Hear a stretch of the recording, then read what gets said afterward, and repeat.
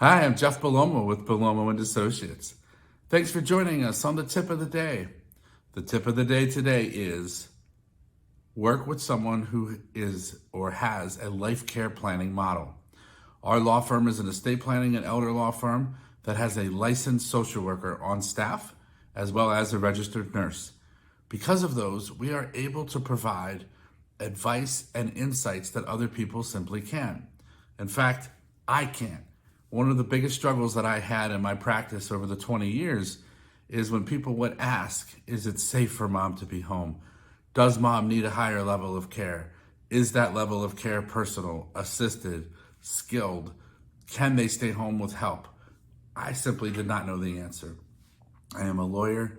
I don't have experience in those things, but because we have a licensed social worker on staff, we are able to answer questions and to assist your family.